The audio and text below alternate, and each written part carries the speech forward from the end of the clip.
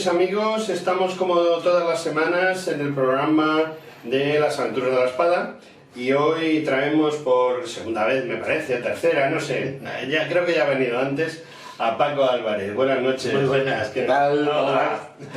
Bueno, pues Paco Álvarez tiene la misma debilidad que yo, que son los romanos, y entonces pues es especialmente querido y especialmente amigo, no solo porque él sea una buena persona y además un cachondo mental, sino porque, bueno, pues tenemos las mismas aficiones, lo cual siempre es bueno, ¿verdad? Sí, sí, sí.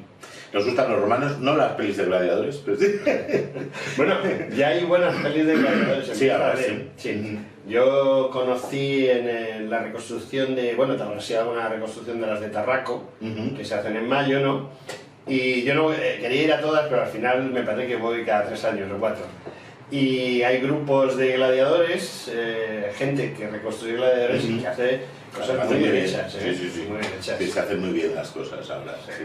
Esto ha cambiado. Bueno, yo cuando empecé, yo soy mucho más mayor que tú, Paco, pues cuando yo empecé con el tema de los romanos, solamente existía Peter Connolly.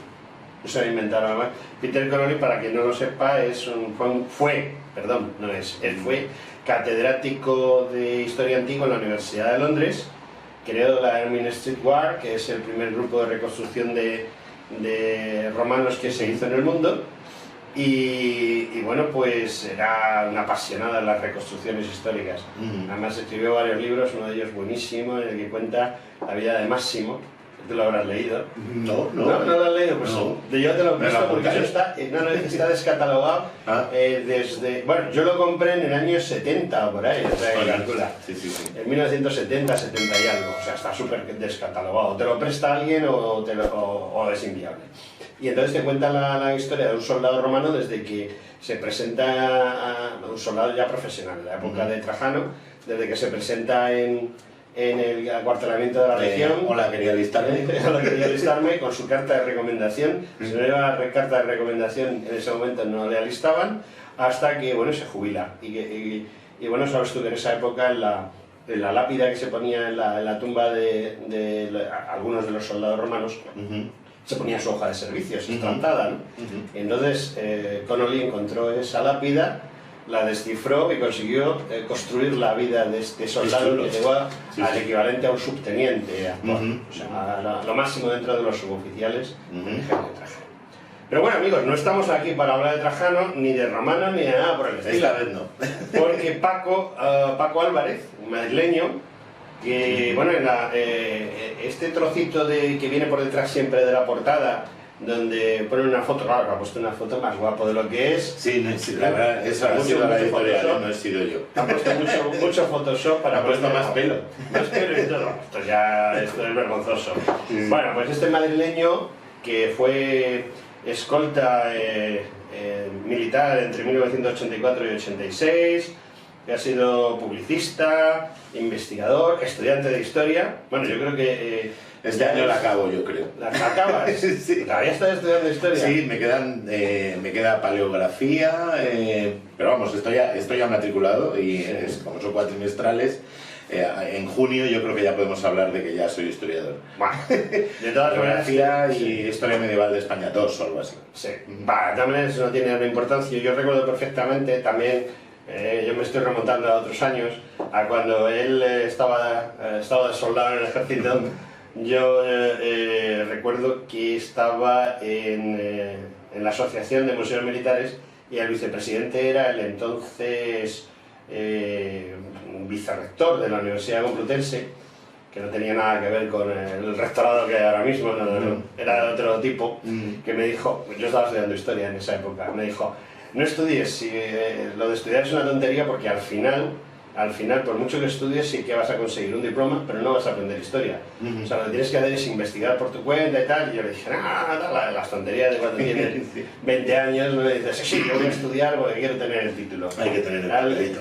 Hay que tener el papelito. Yo tengo un maletín lleno de papelitos que no van absolutamente para nada, porque de esos papelitos no me han hecho ni presentador, ni tertuliano, ni poeta, ni comisario de exposiciones, y desde luego no me han hecho padre de familia como eres tú.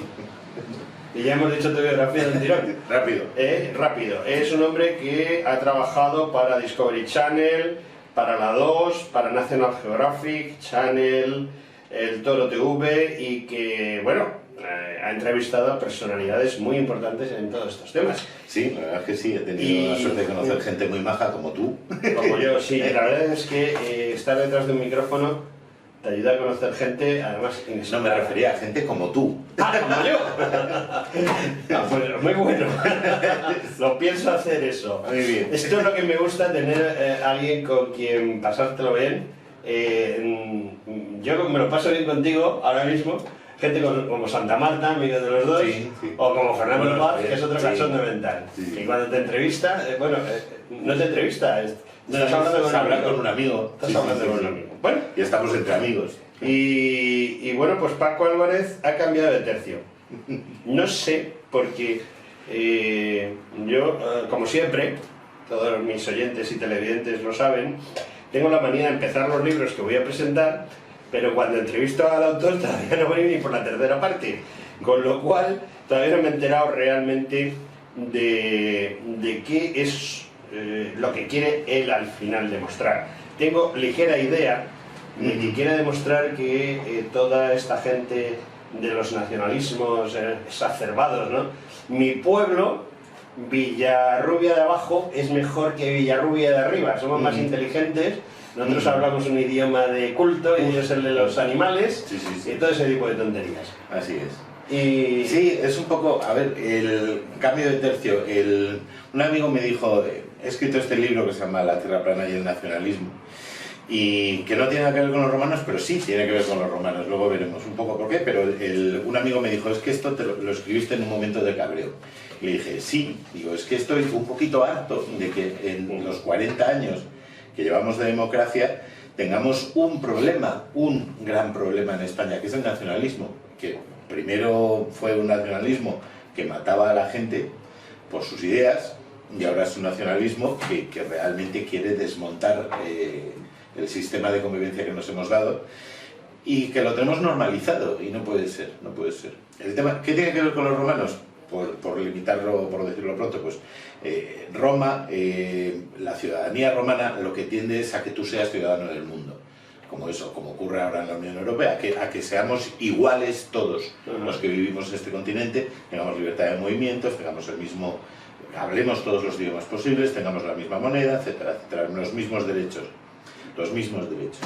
Y los nacionalistas es todo lo contrario a ser romano, es ser, en vez de ser el ciudadano del mundo, es querer aspirar a ser el tonto del pueblo.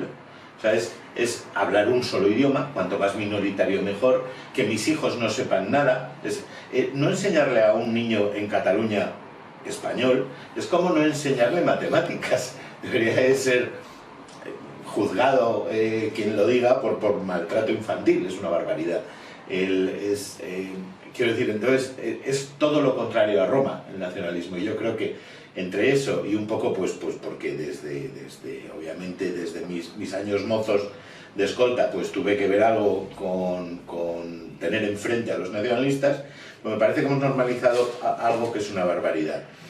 El libro se llama La Tierra Plana y el Nacionalismo, porque pretendo comparar dos teorías que son igual de absurdas, pero que hemos hablado otras veces, eso, una la consideramos decente y no lo es igual de loca. O sea, si alguien se pusiera ahí en la puerta de la calle ahora mismo a gritar que la Tierra es plana, diríamos, este tío está loco.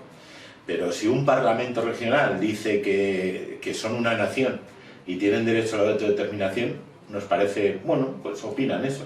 Y no es verdad, o sea, es como si el parlamento eso podía decir igual, somos todos rubios, que por el hecho de que lo diga, no quiere decir que lo sea, Eso es verdad. Claro.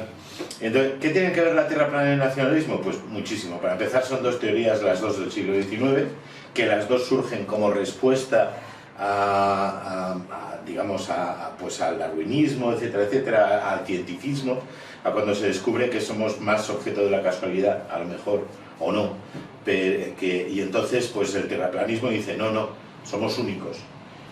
La Tierra es una, no es lo que una parte de infinita del universo y tal, no, una parte finita.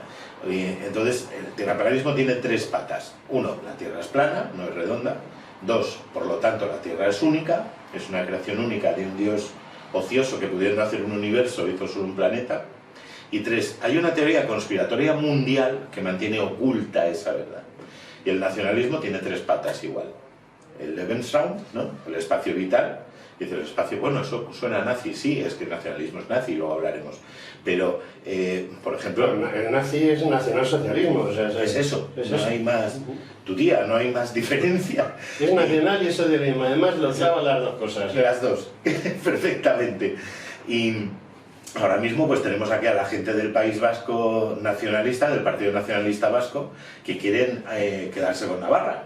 Eso es Lebensraum, es un espacio vital. O los catalanes que dicen que hay unos países catalanes. Ese espacio vital es una mentira en la que los nacionalistas dicen que hubo una parte del planeta que era suya de ellos y que de algún modo fueron expulsados. Otra de las patas del nacionalismo es... Eso me suena a Israel. ¿Verdad? También. Otra pata del nacionalismo es el Übermensch, ¿no? El superhombre. Somos mejores que nuestros vecinos, como has dicho. Son los alemanes sobre los eslavos. Exacto. Y la tercera pata es la conspiración. Otra vez, hay una conspiración mundial que nos impide haber alcanzado y haber dominado el universo. En el caso de los alemanes nacionalsocialistas, la conspiración era la de los judíos. En el caso de hoy, de los nacionalismos que aguantamos en España, la conspiración es la nuestra. Nosotros somos los conspiradores que hemos impedido que Cataluña sea Montecarlo. No sé... España nos roba, el España nos roba. El España nos roba, sí, que esa es otra barbaridad, pero vamos. Y el España nos roba, yo siempre pongo un ejemplo, que es, imaginaos, estamos aquí en Madrid, imaginaos que la gente de La Moraleja paga más impuestos obviamente que la gente de Chamberí. ¿Por qué viven en La Moraleja? No, porque son más ricos. Entonces, imaginaros que la gente de La Moraleja dijera, saliera a la calle a manifestarse públicamente a los medios de comunicación y dijera, los impuestos que pagamos en La Moraleja deberían de gastarse en La Moraleja. Porque no, ¿para qué vamos a darle dinero a los de Vallecas? Si son pobres, por algo será. Por algo será. Esa barbaridad que supondría que no se redistribuye la riqueza y que se trabaja contra la igualdad, es la que dicen los nacionalistas cuando dicen España nos roba. Cuando dicen nuestros impuestos queremos que se queden en Cataluña. Cataluña es una región rica porque todos invertimos en Cataluña, igual que el País Vasco, y porque tiene otra serie de beneficios fiscales, igual que el País Vasco. Pero te voy a cortar un momento. Sí, claro, eso no choca, me enrollo. Eso no choca esa definición que estás haciendo ahora mismo de nacionalismo, de los de La Moraleja no quieren pagar las cosas que necesitan los de Vallecas, imaginemos. Eso choca totalmente con la idea de socialismo. Es decir, son nazis, pero su idea 1 choca frontalmente con su idea 2. Sí, es que ese es otro problema. Es uno de los contrasentidos del nacionalismo, que esa, digamos, lucha de conceptos en su cerebro, yo creo que a veces les provoca la cantidad de tonterías que dicen, porque es que es imposible, es como ser eso, el Dr. Jekyll y Mr. Hyde, estás diciendo una cosa y la contraria. Es más, no se puede, la mayoría de los, bueno, la mayoría, yo diría que el 99% de los nacionalistas españoles se consideran, me refiero obviamente a los catalanes y a los vascos, porque el nacionalismo español no existe como excluyente, se consideran de izquierdas. Hasta los del PNV, que dicen eso de Dios y la ley vieja, se consideran de izquierdas. Y es más, algún día la izquierda española nos tendrá que explicar por qué se vendió el nacionalismo, que es lo más... Y entonces, claro, o sea... ¿Qué es lo que ocurre con esto? Marx dijo lo de el nacionalismo es un invento de la burguesía para adoctrinar a los obreros, o Lenin dijo no me pintéis de rojo el nacionalismo. El nacionalismo es lo contrario al internacionalismo, por lo tanto al socialismo. Pero eso se consideran de izquierdas. ¿Por qué? Pues por el mismo motivo que le pegan una torta a un policía y le llaman fascista en el mismo acto. Pero usted no se da cuenta que lo que está diciendo es contrario a lo que está diciendo. O sea, Churchill hace lo que dice, no tiene nada que ver. Churchill ya dijo, dice, los fascistas del futuro nos llamarán fascistas a nosotros. Efectivamente. Y es así, es eso. O sea, tampoco se equivocaba mucho Churchill respecto a él mismo. No, tampoco, la verdad. Porque la verdad es que Churchill es un personaje muy curioso. Hace poco pusieron, les ha dado a los de la 2 por tratar de aleccionar a la gente, ¿no? Y entonces han puesto a seleccionar los documentales que ponen a alguien que no tiene mucha idea de historia. Pero eso sí, está metiendo documentales de historia manta. Sobre todo si son ingleses. Sobre todo si son ingleses. Y uno de los grandes fallos que tiene, Bueno, el otro día pusieron un documental sobre Churchill que si yo soy el embajador británico en España llamo y digo, oiga, ¿qué están poniendo ustedes? ¿Qué están poniendo ustedes? ¿No? Que eso ha pasado con otros países, es decir, aquí todos estos nacionalsocialistas son muy chulos mientras nadie les dice nada, Claro. porque yo recuerdo que bueno, la versión feminista del nacionalsocialismo español que hay ahora mismo, bueno, no español, sino periférico español, pues es muy feminista. Entonces, resulta que el vicepresidente de Irán, que es un cura de la religión chiita, un ayatolá, pues bueno, se mosquea con su cuarta mujer y no sé qué, y entonces ella la amenaza, él saca la pistola y la amenaza, y se le dispara la pistola, una pistola de 16 tiros, una automática austríaca de 16 tiros, y al disparársele pues le mete 9 tiros a la mujer. Y claro, la mujer va y se muere, porque con 9 tiros encima, no sé yo que se 9 milímetros. Entonces sale esa noticia, y esa noticia que bueno, el jefe de la policía pues va a ver al vicepresidente del gobierno, el otro le explica lo que ha sucedido mientras se toman un té, y bueno, pues no pasa nada, ¿no? Porque es un régimen chiita, y bueno, Y total, era la cuarta mujer. Y bueno, era la cuarta, si hubiese sido la primera, a lo mejor hubiese dicho, hombre, era la primera, esto no es serio.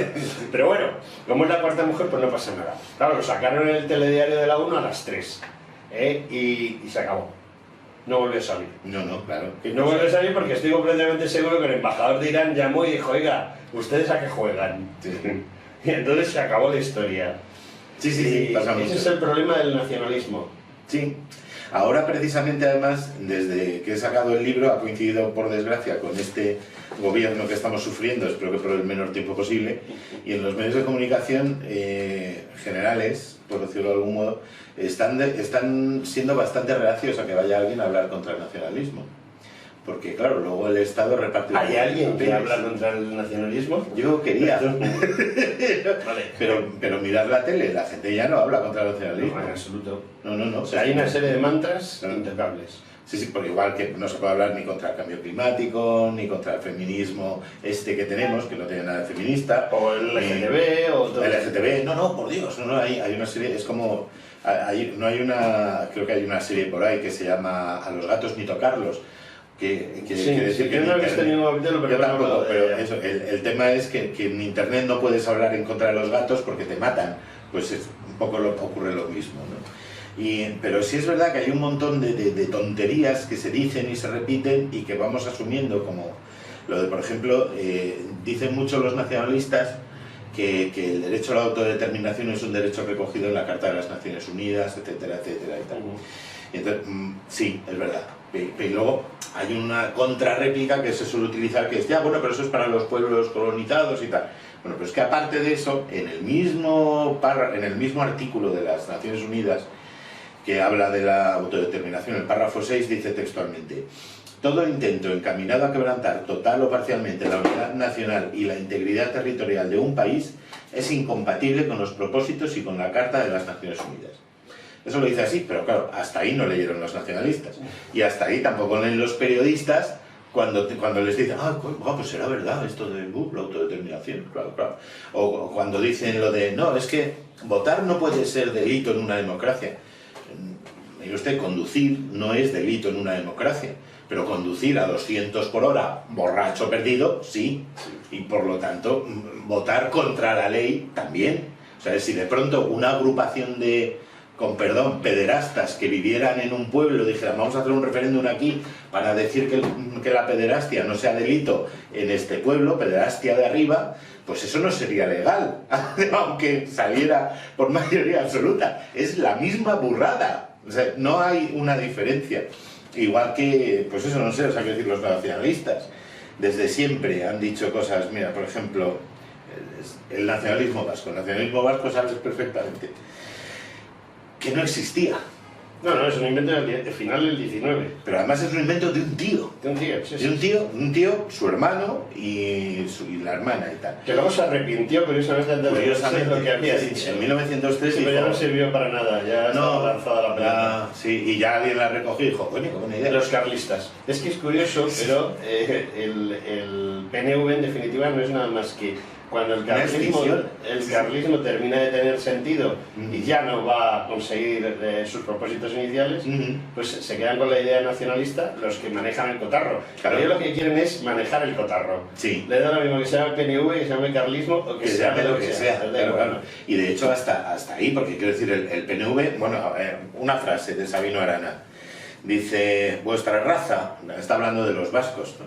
Singular por sus bellas cualidades, pero más singular aún por no tener ningún punto de contacto o fraternidad ni con la raza española ni con la francesa, que son sus vecinas, ni con raza alguna del mundo, era la que constituía a vuestra patria Vizcaya, porque al principio era Vizcaya, no el País Vasco, ¿no? Y vosotros, no Euskadi, que eso es una palabra que se inventó él también, y vosotros sin pizca de dignidad y sin respeto a vuestros padres habéis mezclado vuestra sangre con la española o maqueta. Os habéis hermanado y confundido con la raza más vil y despreciable de Europa, eso somos nosotros. Somos nosotros, sí. Sí, según él, sí. Y estáis procurando que esta raza envilecida sustituya a la vuestra en el territorio de vuestra patria. Esta es una de 800 frases, vienen unas cuantas en el libro, que dijo el amigo Sabino Arana, que es el fundador del PNV, y que luego va el PNV por ahí y dice, somos un partido demócrata desde nuestro origen. El himno del País Vasco se llama Himno de la Raza Vasca, textual. Y es la música es una canción popular vasca y la letra se la puso este tío y su hermano como letra del himno del PNV. Ikurriña, que quiere decir mal dicho, pero querría decir bandera en vasco, es un invento que se hizo este tío. La dibujó él, la diseñó un poco imitando la Union Jack, porque pensaba que a lo mejor convencía a los ingleses de que... De algo, sí. Y, por supuesto, la palabra Euskadi, él lo escribía con Z, Euskadi, tampoco existía antes, también se la inventó este tío. Este tío, que es un racista asqueroso, tiene más de 20 calles a su nombre en España, tiene colegios a su nombre en España, y nadie dice nada. Dices, bueno, pero es que eso fue en el siglo XIX, bueno, en el siglo XX. Un tío que se llamaba Pompeyo Enero, en catalán Pompeu Gener,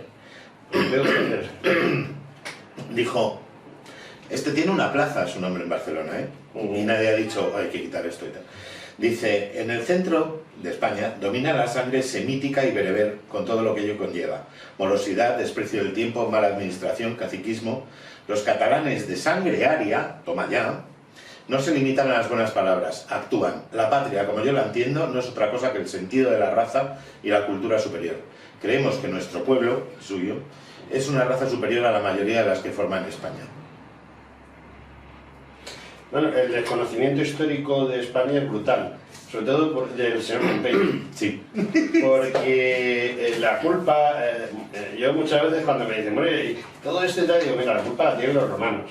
Y la gente me mira y me dice, ¿cómo la tienen los romanos? Digo, sí, mira, los romanos tenían una manía, tú lo sabes, conquistaban llegaban a una zona, entonces si la gente se rendía, se entregaba y decía, bueno, vale, aceptamos a Roma como animal de compañía. Como animal de compañía, pues nada, se integraban dentro de esa globalización romana y a funcionar. Y si se enfrentaban con los romanos, pues los romanos simplemente los mataban a todos o los convertían en esclavos y se apropiaban del terreno, pero el terreno vacío, es decir, vaciaban el terreno y ya traían a sus colonos y luego lo ocupaban. Entonces, si tú ves la historia de la conquista romana de España, pues hay una serie de pueblos íberos que se enfrentan, íberos básicamente, que se enfrentan contra los romanos y que son laminados. Y todos los que se entregaron con armas y bagajes son los que permanecen, concretamente los vascos y los catalanes. O sea, de lo cual se nota que los chicos no estudian historia. No. Los vascos que solo tienen razón en alguna de las cosas que comentan, por ejemplo, que su origen en Navarra, pues sí, concretamente Pompeilona, la ciudad de Pompeyo, o sea, Pamplona, que no sé por qué ahora tiene otro nombre, porque siempre se ha llamado pues como el que la fundó. O sea, se llama Pompeyo, era Pompeyo. ¿Y le pongo a este nombre? No, pues ahora se va a llamar... porque es que antiguamente se llamaba, pero si no existía. No estaba aquí, había un pueblo por allí, a lo mejor, pero aquí no. Bueno, pues, ¿qué es lo que sucede? Pompeyo estaba arreglándoles el cuerpo a todas las tribus íberas de la zona y hubo una tribu que dijo, en vez de que nos arreglen el cuerpo, le vamos a facilitar las cosas. Y esos son los vascones. Esos son los vascones, es curioso. Antes decían que no era así, que no, que ellos habían sido irreductibles y tal, pero la historia ha demostrado que ellos fueron los primeros en decir, yo te ayudo, y por eso sobrevivieron. Y lo mismo sucede pues en la entrada de Escipión y compañía a través de Gerona. Los silergetes se les enfrentan, pero los layetanos no. Los layetanos, que, a ver si alguien lo piensa, Layetano, Vía Layetana, hay una calle en Barcelona que se llama Vía Layetana, por los layetanos, que eran los íberos que vivían allí. ¿Eran íberos? Sí. Oye, igual que los que vivían a lo mejor en Cádiz. Hombre, no igual, porque las eran íberos, pertenecían a la misma raza. Más aquí les hablan de raza. Sí, puestos a raza, sí. Pero claro, tú sabes, como yo y como toda la gente normal, sabe que las razas y los pueblos son entidades dinámicas que cambian, fluctúan de su espacio, de su idioma, de su forma de escribir, de su forma de culturizarse, aprenden cosas nuevas. Las únicas razas que están inmóviles y todo eso son las que no existen, que son las de los nacionalistas, porque son mentira, ¿no? Es que, quiero decir, el PNV ha querido siempre medrar tanto, sin importarles lo que tú has dicho antes, de quién es quién, ni de a dónde vamos a llegar, que por ejemplo, Aguirre, sabes que se exilió en la Alemania nazi, ¿no? En 1940. Entonces, por ejemplo, el Euskadi Buru Batzar, que es el máximo organismo dirigente del PNV, en mayo de 1940, en plena batalla de Francia, escribió y publicó: por las relaciones que unen Alemania y España con los vascos, se cree que en general el triunfo de Alemania sería la consolidación del régimen actual, del régimen franquista, y por lo tanto la desastrosa situación en la que se encuentra el País Vasco. Pero dicen los del PNV, nosotros no compartimos esa afición porque creemos en el talento político del Führer, en su sagacidad, en su alto espíritu de comprensión. Esperamos que en el nuevo orden a establecer en Europa y particularmente en España, el problema vasco será tenido en cuenta. ¿Por qué? Porque a Alemania le interesa la pacificación de España, no puede escapar a su recto sentido que no hay pacificación posible sin una solución favorable a los vascos, y porque el problema vasco está íntimamente ligado al problema racial alemán y por lo tanto es lógico y natural esperar que el Führer lo acoja y lo resuelva con la mayor simpatía. Aguirre, el lehendakari Aguirre, estando en Alemania, cuenta en sus diarios que estuvo 3 horas esperando para ver al Führer, que le dieron una banderita nazi que estuvo haciendo así. Cuando vio pasar al Führer, que ni le miró, porque ni le importaba un carajo. ¿Quién es la banderita? ¿Quién es ese imbécil? Claro, no, un vasco. ¿Y qué es eso? Vale. Y así, y aparte, todos sabemos perfectamente qué es lo que pasó en la Guerra Civil. En la Guerra Civil, los que traicionan a la Segunda República son los soldados, los gudaris del PNV, que después de haber estado negociando a través de la Ciudad del Vaticano una especie de rendición, cuando ese telegrama, esto se puede buscar en Wikipedia, o sea, quiero decir que es del dominio público, solo que los nacionalistas no lo dicen.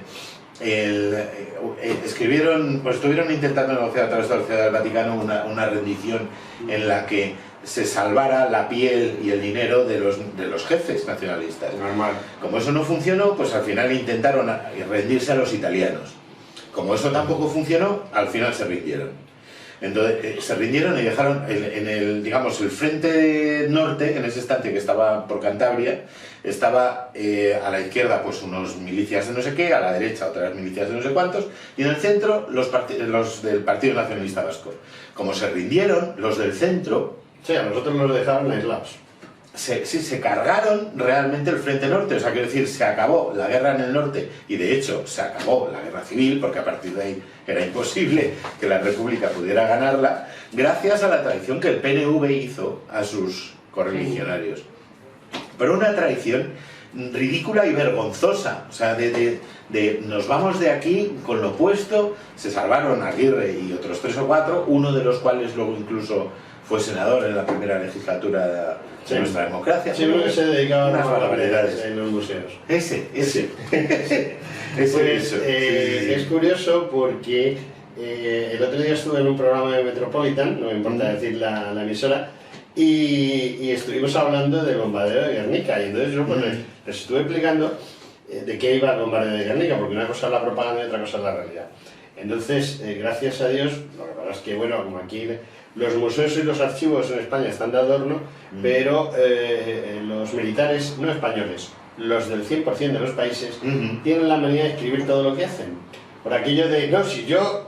Está escrito. Es que pasó esto. Que no tiene por qué ser cierto, porque normalmente si ganas, dices, eso es que lo hemos hecho de puta madre. Sí, pero escrito también. Exacto. Sí. Pero si pierdes, pues la culpa estaba lloviendo, solo estaba enfangado, no funcionaban los motores de los camiones, alguna cosa pasaba, ¿no? Sí. Y entonces, bueno, a pesar de eso, podemos decir que lo que está escrito, como tú has dicho muy bien en latín, pues lo que está escrito y en general pues las partes son bastante fiables al 90%. Desde luego mucho más fiables que el abuelo que no, yo estaba allí porque yo lo vi. Bueno, ese no tiene ninguna credibilidad, que es a quien se le da la credibilidad por parte de esta gente, ¿no?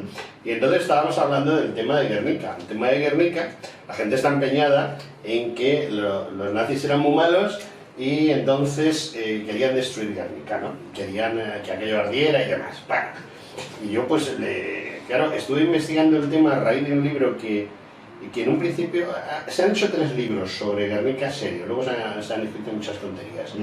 Pero vamos, uno de ellos lo escribió Salas Larrazábal, el tercero de los hermanos, el más joven, que era ingeniero. Este ingeniero se dedicó a ver todos los papeles que había y entonces con papeles en la mano dijo, vamos a ver, tengo aquí un parte que dice salgan tantos aviones de tal sitio a tal hora, lleven bombas de este tamaño, tal no sé qué, su objetivo es tal y cual. Eso en su momento se archivó en el año 37 y desde entonces y nadie lo ha tocado. O sea, además es que sabes que nadie lo ha tocado, pues, coges el archivador donde está, lo abres y te sale ahí la polvareda, ¿no? De que lleva eso, pues 80 años ahí, no lo ha tocado a nadie, ¿no?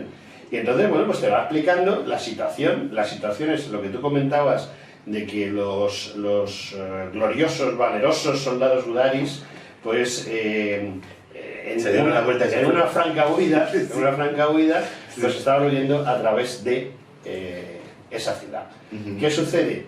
Que solo había un puente, o sea, hay varios ríos en esa zona, varios barrancos, y solamente hay una posibilidad de circular vehículos y personas en gran cantidad. Y es a través de un puente de ferrocarril que existía junto al pueblo. Entonces, el jefe de operaciones de la zona dice, hay que destruir el puente. Entonces, ordena a los alemanes, que es la aviación que tiene, que está en Burgos, en Villafría, pues que vayan y destruyan el puente. Era una época en la que ciertamente pues no sé, o sea, se tiraba a ojo, es decir, se bombardeaba a ojo, además, y nunca mejor dicho, había una especie de visorcillo que iba mirando y cuando veía el objetivo decía, le daba la tecla y entonces se caían las bombas. Y bueno, pues algunas veces le daba. Sí. Y no fue el caso. No. Entonces, como no fue el caso, inmediatamente, como ellos tenían que volver, repostar y tal, y había aviones en Vitoria italianos preparados para otra cosa, pues eso se fueron a bombardear el puente. Y si los alemanes no son capaces de darle a un puente, los italianos ni te cuento. No le dan al mundo. Claro, sí, creo que se calcula que las bombas que tiraban los aliados en la Segunda Guerra Mundial, que es después, que ya hay una tecnología un poquito más avanzada, creo que dicen que el 15% caían en el objetivo. ¿Dónde tenía en el entorno de 1 kilómetro cerca del objetivo. Creo que era el objetivo. Bueno, pues hicieron 4 intentos. Además, incluso utilizaron material que no habían utilizado, por ejemplo, el primer Stuka, que se utiliza en la guerra civil, trajeron 3 Stukas del modelo A. Solo se utilizó uno. Y ahí. Pero además, nunca lo supone que era un bombardero de precisión, ¿no? Nunca lo habían utilizado. Es la primera vez que se utilizaba en una acción y llevaba una bomba. O sea, porque no sé si habéis visto el Stuka, pero no le cogen muchas. No. O sea, lleva una gordita de ventral, eso, y 4 pequeñitas. Y entonces, pues nada, los tíos llegaron, tiraron y bueno, pues le dieron al mundo como siempre. Y luego volvieron otra vez a bombardear y tal. Y entonces dicen, no, pero si eso de que tirasen bombas, no, es que tiraban bombas incendiarias. Y entonces dices, bueno, vale. Y entonces te pones a mirarlo. Resulta que en ese momento no había bombas incendiarias. Vamos, sí había, existían bombas de 1 kilo, de 4 kilos y de 10 kilos. Bombas incendiarias que se trajeron a España. Y no se llegaron a utilizar. Primero, porque las de 10 kilos estallaban a veces ellas por su cuenta cuando las estabas poniendo en el avión. Qué bien. Entonces, al segundo avión que hizo plaf por culpa de las bombas incendiarias, se dijo, se acabó. Total, no las utilizaron nunca. O sea, el primer intento se apartaron y dijeron, bueno, vamos, miraron, bueno, pues esto no tiene mucho sentido, venga, cargar los aviones, pero no fue en Guernica, fue antes. Y, o sea, en Guernica las de 10 kilos no estaban. Las de 4 kilos no se podían utilizar porque el sistema, los aviones de bombardeo llevan dentro pues como unas jaulas donde se ponen las bombas. Entonces, esas jaulas no son universales, sino que están hechas para un calibre determinado. Sí. Entonces, no había jaulas para bombas de 4 kilos. Claro, es que todo esto que dices es perfectamente comprensible y demostrable. Como no había jaulas para bombas de 4 kilos, no las utilizaron, porque no las podían llevar, los aviones no podían llevarlas. No. Bueno, podían llevarlas, pero no podían lanzarlas porque no... La llevo y la traigo. Y quedan las de 1 kilo. Y dice, bueno, pues juega con las de 1 kilo. Pues no, tampoco, porque resulta que las de 1 kilo no estallaban bajo ningún concepto. O sea, hicieron montones de pruebas con ellas. Y resulta que para que una... Que no había forma humana, o sea, había que disparar. 40 grados a la sombra y tirarlas en un incendio ya incendiado para que estallaran. Con lo cual se cae todo el mito. Pero claro, eso solo dices a alguien, tú lo que eres es un fascista, ya estás justificando el bombardeo. Bueno, pues vale. Bueno, a ver, bombardeos en la guerra hubo muchos. Claro, en todos lados, En todos lados. Por ejemplo, Cabra. Por ejemplo, el lugar donde nació la ministra Calva. La ministra Carmen Calva, la vicepresidenta Carmen Calva. Nació en Cabra. Nació en Cabra y bombardeado por la aviación republicana. Otra que tiene mucho que agradecer a los romanos. Sí. Por aquello de puesto otro nombre, ¿no? Ay, en fin. Bueno, es que no todo lo que hablar, dicen no, al revés, sino ahora más que hablar. Es que todo lo que dicen los nacionalistas hay que cogerlo con pinzas, porque es una mezcla entre una gran mentira y una serie de mentiras pequeñas. O sea, por ejemplo, antes hablábamos de que dice que los catalanes son arios, y entonces cada vez dice, bueno, será que es que son distintos a nosotros, porque claro, tienen esos apellidos tan raros y tal. Pero te vas al Instituto Nacional de Estadística y dices, ¿cuál es el apellido más común en Cataluña? ¿Y cuál es el apellido más común en España? García. ¿Y en Cataluña? García, exactamente igual. Sí. Bueno, ¿y los vascos? Los vascos, los 8 apellidos vascos, eso. Los vascos son más raros. Pues vamos a ver, también, según el Instituto Nacional de Estadística, los 8 apellidos vascos más comunes son García, González, Fernández, Rodríguez, Pérez, López, Martínez y Sánchez. Esos son los 8 apellidos vascos, los de la peli. Entonces, ¿por qué luego la gente que manda se llama Puig no sé qué, Furrucucu o no sé qué? Porque son una élite, no son los vascos, no son los catalanes, son una puñetera élite que se ha inventado esto del nacionalismo para medrar y vivir de ello, para que nadie les juzgue, se han inventado que la tierra es plana y los demás nos lo estamos tragando. No, bueno, además eso que dices de los nombres, hay constancia, hay un periodista catalán periodista catalán de verdad, o sea, no descendiente de él, sino es catalán auténtico, que yo estuve entrevistando hace poco y que hablamos del tema Pujol, que en realidad sería el tema Pujol. O sea, vamos a ver, él lo que comentaba es que hay gente como el amigo Jordi, que estudió, o Jorge, cuando se llamaba Jorge Pujol, pues resulta que estudió en el Colegio Alemán de Barcelona.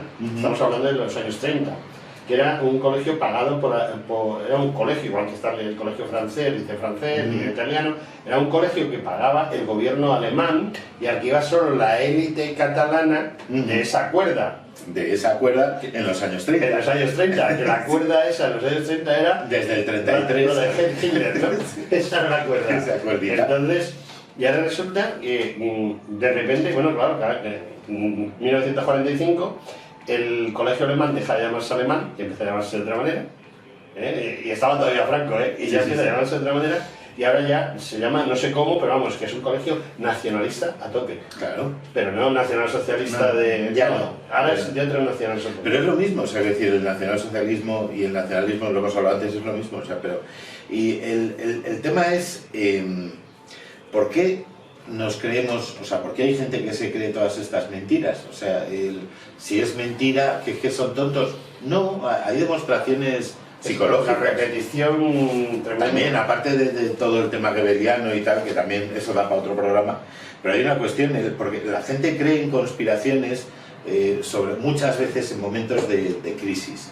¿Por qué? Porque todos tenemos un mecanismo de autodefensa, todos, no solo los nacionalistas, que dice que si no me va tan bien como yo quiero, a lo mejor es por culpa de los demás. Eso es más o menos común a todos. Por eso cuando aprobamos decimos, he aprobado, y cuando suspendieron me han suspendido. Gana España el Mundial y somos campeones, como si hubiéramos rematado de córner. Pero si pierde España, ha perdido ella, no hemos perdido todos cuando pierde la selección. Ese mismo mecanismo es el que nos hace escudarnos en una masa que se opina igual que nosotros, que es que si a los catalanes no hemos conquistado el universo, no es culpa de los catalanes, sino es culpa de los demás españoles, en este caso españoles solo, que nos han omitido, aplastado, quitado nuestros derechos, robado nuestro dinero, aplastado nuestro idioma y todas las mentiras que se les quiera ocurrir, pues van componiendo una imagen de conspiración que es esa, la que hemos hablado al principio, la de los españoles han mantenido oculto, pues no sé, según algunos nacionalistas he llegado a leer, por ejemplo, que el siglo de oro era catalán y que el archivo de Simancas se quemó y se reescribió todo porque... Pues es un trabajo, ¿eh? Sí. Hay que escribir un rato. Sí, había ahí, ya te digo, porque era, claro, o sea, resulta que nos habíamos sentido fatal de que, porque el siglo de oro fuera catalán, lo cual es una estupidez, porque tan catalán como español es exactamente lo mismo en el siglo de oro y hoy, ¿sabes? El no querer de considerar parte de es el no querer ser parte de la culpa. ¿Cuándo empezó todo esto? ¿Empezó cuando? ¿En el 98? A eso iba yo. Precisamente el problema catalán empieza justo cuando se pierde Cuba y Puerto Rico, porque la gran riqueza de las grandes familias catalanas estaba allí. Concretamente en Cuba, uno de los grandes negocios eran los esclavos. Estaba prohibida la esclavitud, pero pues somos muy católicos y muy de misa diaria. Pero que le digan a Well de dónde sacó su dinero. Well, el del parquecito tan bueno. Sí. El tema está en que cuando yo he buceado un poco en la historia de Cuba, he descubierto que en Cuba había esclavitud hasta el último minuto. Era una provincia española, pero quien fuese hacía la vista gorda, y había una serie de familias, Martínez Campos, Well, etcétera, que son las que hicieron dinero con esto. Sí, mucho dinero. Y claro, el tema está en que cuando se les acaba el chollo, claro, y tienen que regresar a esas familias, huyen de Cuba porque ven que no van a poder seguir mamoneando, bueno, se traen lo que pueden, se vuelven a Cataluña, y en ese momento es cuando nace Estat Català y todo este tipo de organizaciones independentistas. Pues para echarle la culpa a los demás. Si yo no... Eso sí, si no he conquistado el universo mundial, será por algo. Y claro, no va a ser culpa mía. Nadie piensa en lo de las verdades ofenden y todo eso es verdad. O sea, todos nos creemos que ya sabemos lo suficiente. Hay algunos que se creen que lo saben todo, ¿sabes? Y entonces, claro, si me creo que lo sé todo, o si me creo que sé lo suficiente, y no he llegado, y no soy multimillonario, será por culpa de alguien, no será porque yo no lo he intentado, o porque yo no lo merezco. Y es más, y si yo pienso que yo soy superior, nadie cree que es inferior. Todos de pequeñitos nos creemos especiales, y si no evoluciona nuestra cabeza, nos seguimos creyendo especialitos.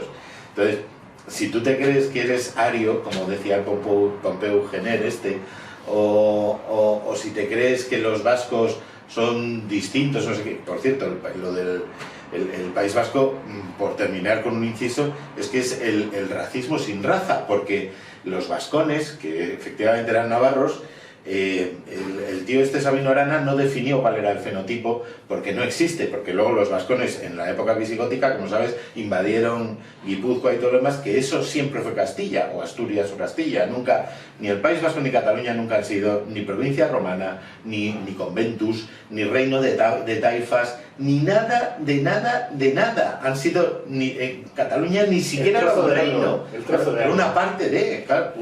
Y el País Vasco tampoco era una entidad, era Vizcaya, Guipúzcoa, el Duranguesado y Álava, y nunca fueron nada fuera de lo común, siempre fueron parte de. Entonces, todo eso, hay que recuperar la soberanía. Nunca has tenido soberanía. Porras, ya, claro. ¿Y qué hacemos? ¿Qué hacemos con los nacionalistas? ¿Cómo podemos acabar con todo esto? Nos va a costar 80 años. Yo soy bastante pesimista porque, vamos a ver, cuando le has dado todas las ventajas al enemigo, claro, porque no es un adversario, es decir, No, es el enemigo. El adversario es aquel con el que puedes dialogar, puedes discutir hasta determinados aspectos, puedes estar más o menos enfrentado y tal, pero cuando se llega a la exclusión y a la destrucción es decir, primero te excluyo y luego a continuación voy a destruirte, ya no es un adversario, es un enemigo. Sí, sí, totalmente, es el enemigo. O sea, pero lo hemos normalizado, lo tenemos sentado en nuestro parlamento, les pagamos sueldos, los vemos en la tele todos los días. Sí, porque alguien dice que teniéndolos sentados en el parlamento y pagándoles un sueldo, pues seguramente no van a hacer nada, no van a continuar con su idea. Nos llevan 40 años no continuando con su idea y siendo cada vez más gordos, mientras los demás somos cada vez más flacos. Me decía el periodista este con el que hablé el otro día, Was se llama, Joseph Was, me decía que en un momento dado alguien había propuesto que, bueno, pues cuando no quedó claro que ni socialistas ni PP tenían suficiente mayoría para hacer un gobierno y tenían que pactar con Jorge Pujol, con Puchol, también se dice Puchol, y alguien propuso y dice, bueno, hay una solución al problema nacionalista, y es poner a un nacionalista de presidente de España, con lo cual es muy probable que al verse de presidente no sea capaz de luchar contra sí mismo y tal. Digo, bueno, es una postura, a lo mejor hubiese funcionado. ¿Tú crees? No, yo creo que son bipolares por definición, como antes hemos dicho, entonces es improbable que... es como decir, oye, si ponemos al zorro de jefe del gallinero, a lo mejor no se come las gallinas. A lo mejor. O a lo mejor aprovecha para... ¿Y si se hace vegano, qué pasa? Ya, bueno, pero yo prefiero... No le ves al zorro vegano. No lo termino de ver, le veo ni al zorro ni a su madre. y al final eso, es que quiero decir... Nos va a costar 80 años, es como ganar unos kilitos es muy fácil, pero perderlos cuesta, sudarlos cuesta. No, y esto es lo mismo, pero tenemos que empezar algún día, tenemos que empezar a decir esto no es normal. No podemos, evidentemente tenemos que convivir con ellos, no nos vamos a tirar al monte, pero hay que desnormalizar el que alguien hable contra la democracia y contra España, todos los puñeteros, y nos parezca admisible que hablen contra nosotros. En Alemania, que son arios, ahí sí que hay arios, cada día menos, pero es un delito. Es un delito, ahí y en muchos sitios. En Austria, en casi todos los países de Centro Europa, todo lo que vaya en contra del Estado es un delito. Es un delito. Si tengo aquí aquí, no, aquí le hace... Mira, si tengo aquí, mira, en el bonito libro... La tierra la tierra plana y el nacionalismo. Que lo recomiendo a quien esté harto de los nacionalistas. Y yo también lo recomiendo, y eso que solo he leído un tercio. Viene, por ejemplo, unos incisos, partes de constituciones de algunos países. La Constitución de Francia, artículo 1. Francia es una república indivisible, laica, democrática y social. Artículo 89. Ningún procedimiento de revisión puede ser iniciado o llevado adelante cuanto se refiera a la integridad del territorio. Alemania. Artículo 7. Dice, artículo 9. Quedan prohibidas las asociaciones que se dirigen contra el orden constitucional. O sea, aquí? Claro. Artículo 21. Son inconstitucionales los partidos que según sus fines o según el comportamiento de sus adherentes tiendan a trastornar o a poner en peligro la existencia de la República Federal de Alemania. Italia. La República es una e indivisible. Portugal. El Estado es unitario. Artículo 51. Ningún partido será constituido con nombre o programa que tenga naturaleza o alcance regional. Noruega. El Reino de Noruega es un Estado libre, independiente, indivisible. México. La nación mexicana es única e indivisible. Estados Unidos de Norteamérica. Considerando la ley universal y la Constitución, la unión de estos estados es perpetua. Constitución de Brasil, podemos seguir hasta el infinito. Sin embargo, la Constitución nuestra, en uno de sus artículos, prevé la posibilidad del referéndum, famoso referéndum, pero no ese referéndum. No es. O sea, prevé la posibilidad de hacer un referéndum a nivel de toda España para permitir que alguien pueda separarse. No a nivel de los que quieren separarse para ver si quieren separar o no, que es un contrasentido. No, es que aparte, quiero decir, el devenir de los pueblos, que existan o no, porque ni el pueblo catalán ni el pueblo vasco existe, como hemos visto en Sabellán García, el devenir de los pueblos no es separarse, nunca ha sido. Es globalizarse. Es globalizarse, es lo que hablábamos al principio, nadie quiere ser el tonto del pueblo. Lo normal es que quieras que tus hijos sean ciudadanos del mundo, que puedan trabajar aquí y en Wisconsin. No que si en Dakota del Norte, por seguir con algo cerca de Wisconsin, de pronto dijeran que a los niños les van a enseñar solo Lakota o Chochoni y no les van a enseñar inglés, sería noticia en la tele. Dirán, mira estos gilipollas, con perdón, les van a enseñar un idioma que habla nadie. Pues aquí es lo que estamos haciendo, pero no ya solo en Cataluña, estamos en Valencia, en Baleares, lo estamos permitiendo, estamos mirando para otro lado.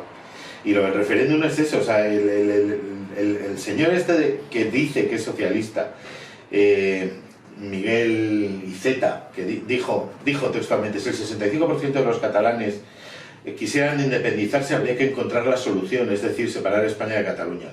No, primero porque Cataluña es de todos, es lo que has dicho tú antes. Tú imagínate, no sé cómo ¿tenemos 5 minutos todavía? Sí, pues 5 minutos.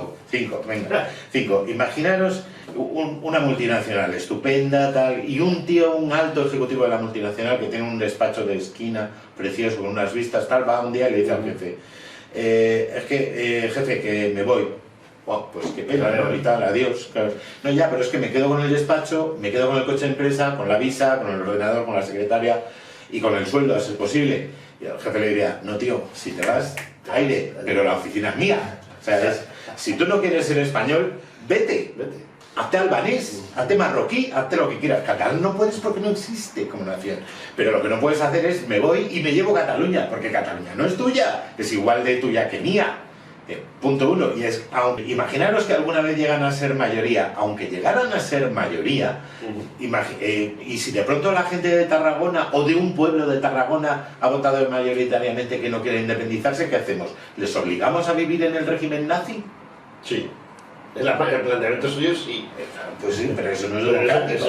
No, es que, bueno, vamos a ver, me parece que la definición de democracia no la tienen muy clara. No. Para ellos es lo que ellos opinen. Si tú eres democrático, si opinas como ellos y eres un nazi o un fascista, si estás en contra. De todas maneras, lo de democracia es muy relativo. Yo recuerdo que yo tengo un amigo que es catedrático en Bishkek, he hablado de él, y entonces él es el catedrático de español en la universidad. Entonces, pues aprovechando cuando teníamos la base aérea española que estaba en Kirguistán, pues bueno, yo hice amistad con él y él me pedía que viniese a sus clases para que sus alumnos hablasen con un español. Pero claro, él era cubano, ¿no? Sí. Como él era cubano, pues hablaba el español de Cuba. Además yo le conocí pues en un mercadillo, ¿no? Sin oírle hablar. Él estaba comprándose una camisa y yo una camisa, el uno al lado del otro, le miré y le dije, usted es cubano. Y entonces él se volvió y me dijo, y usted es español. O sea, si no nos había presentado nadie, pero tiene cara de cubano y yo sé que yo tengo cara de español. Bueno. Y entonces me pidieron que los alumnos de una universidad, que él les explicara en qué consistía la democracia española. Y entonces yo les dije que no les iba a explicar en qué consistía la democracia española, sino que les iba a explicar en qué consistía la democracia ateniense, la democracia inglesa y después la democracia española. Esas tres cosas, para que ellos pudiesen comparar. Entonces cuando terminé de explicar me dijeron, en España no hay democracia. Digo, ya nos habéis dado cuenta. Exacto. ¿Habéis dado cuenta? Aprobamos todos. Aprobamos todos, sí. Porque claro, sí. No tenía... vamos a ver, la democracia de Atenas también era mentira. Sí, bueno, todas. Ya, pero la de Grecia, es que todo el mundo dice, queremos hacer una democracia como la griega, como la de Atenas. Y dices, pero bueno, ¿tenéis alguna idea de en qué consiste? Empezamos por quitarle el derecho al voto a las mujeres. No, vamos a ver, por ejemplo. Vamos a suponer que la población de Atenas en un momento dado es 250.000 habitantes, porque era un estado, una ciudad-estado. Vamos a suponer que tenía 250.000 habitantes para redondear. De entrada, todos la gente que estaba allí a la fuerza, es decir, que habían sido capturados en algún sitio y vendidos a los de allí, más todas las mujeres no tenían derecho al voto. Estamos hablando del 70% de la población. Bien, todo el que no tuviese un mínimo de un censo, una cantidad de pasta, o sea, todo el que era pobre no tenía derecho al voto. Incluso aunque tuviese dinero, es decir, en una familia solo tenía derecho a voto el pater familias, si tenía unas determinadas propiedades y un determinado dinero. No en el banco porque no existía, pero sí se sabía que, o sea, podía justificar que tenía eso. ¿Qué significaba? Al final eran elegidos y elegibles de 250.000, unos 500. Entonces, ¿eso es una democracia? Sí. Sí, La democracia de los 500. Sí. Pero bueno, como Sí, la gente no lee, pues a ver cómo se lo explicas. Claro, no, pero es que da igual, se quedan en el eslogan y por eso hay que buscar pues formas de defendernos, de defender lo que tengamos, por imperfecto que sea, por defenderlo de los que, como decía Gaddafi, quieren usar nuestra democracia para acabar con nuestra democracia.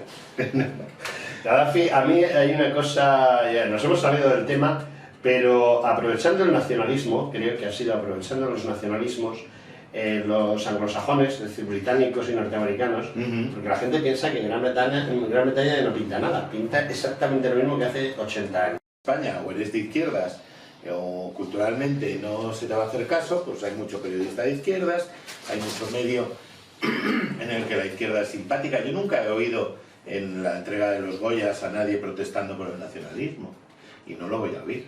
No, seguro, porque ese no vuelve. Entonces ya está. Si tú no quieres volver a la entrega de los Goyas o a ningún otro acto de porque ese te van a tipo. llamar facha, claro. Pero ¿cómo me vas a llamar facha? Carmen Calva, como antes dijiste, ella dijo que la derecha no había sacado ningún voto ni en Cataluña ni en el País Vasco en las últimas elecciones.